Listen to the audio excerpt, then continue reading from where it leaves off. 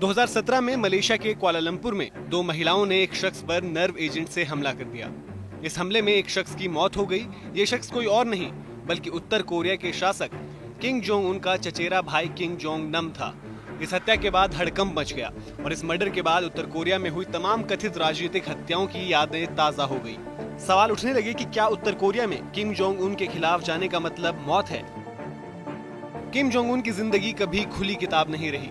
किम ने कभी किसी से बात नहीं की, उसने कभी किसी को इंटरव्यू नहीं दिया। उसके बारे में ऐसी तमाम बातें हैं जो उसे क्रूर और सख्त मिजाज साबित करती हैं।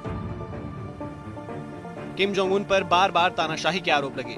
कहा गया कि अपना विरोध करने वालों को किम ने मरवा दिया। झपकी आने पर किम ने अपनी सेना के कमांडर को फांसी पर लटका दिया और तो और किम ने अपने फूफा को शिकारी कुत्तों के सामने फिकवा दिया।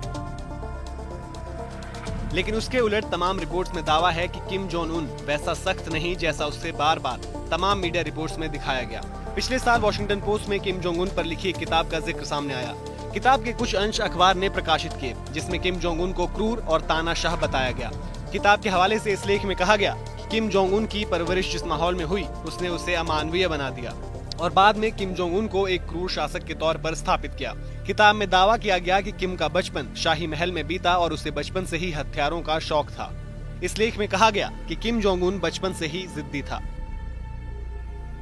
एक तरफ किम की खूंखार छवि तो दूसरी ओर किम जोंग उन को लेकर एक अलग तरह का नजरिया भी आया। अमेरिकी न्यूज एजेंसी को किम के पिता किम जोंग उल के सुरक्षा गार्ड ने इंटरव्यू दिया और इस इंटरव्यू में उन्होंने किम जोंग उन की शख्सियत के बारे में खुलकर बताया। किम जोंग उल के सुरक्षा गार्ड के मुताबिक किम जोंग उन का बचपन अकेलेपन में बीता। इस इंटरव्यू में पूर्व सुरक्षा गार्ड ने बताया कि किम की पढ़ाई स्विट्जरलैंड में हुई। 1996 से 2000 के बीच किम जोंग उन का जीवन यूरोप में बीता। इस दौरान किम ने अपनी पहचान छिपाई। कहा जाता है कि किम जोंग उन ने उत्तर कोरिया से बाहर अपना बचपन अपनी मौसी के साथ बिताया। इस दौरान लोग यही समझते रहे कि किम जोंग उन किसी राजनीतिक के परिवार से है। ये सब किम जोंग उन की सुरक्षा के लिए किया गया। कुछ साल पहले वॉशिंगटन पोस्ट ने किम जोंग उन की मौसी से बातचीत की जिसमें किम की जिंदगी के और भी पहलू सामने आए।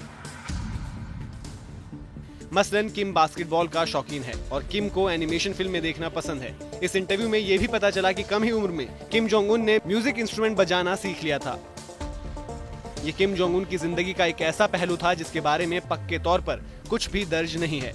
लेकिन ये बात दुनिया जानती है कि किम जोंग उन को अमेरिका से दुश्मनी विरासत में मिली और साम्यवादी देश के मुखिया के तौर पर उसने शुरुआत में इस दुश्मनी को और ज्यादा विस्तार दिया। जब दुनिया परमाणु हथियारों से तौबा कर रही थी तब एक के बाद एक परमाणु मिसाइलों का परीक्षण करके किम जोंग उन दुनिया के सामने चुनौतियां पेश करता रहा। किम जोंग उन ने बार बार मिसाइलों का परीक्षण करके अमेरिका को ललकारा। अमेरिका किम के निशाने पर रहा। हालांकि अमेरिकी राष्ट्रपति से 2019 में मुलाकात के बाद माना जा रहा था कि मिसाइलों की दौड़ से उत्तर कोरिया खुद को अलग कर लेगा। लेकिन अमेरिका के प्रतिबंधों में रियायत न मिलने पर किम जोंग उन ने अमेरिका तक मार करने वाली मिसाइलों के परीक्षण का ऐलान करके सबको चौंका दिया।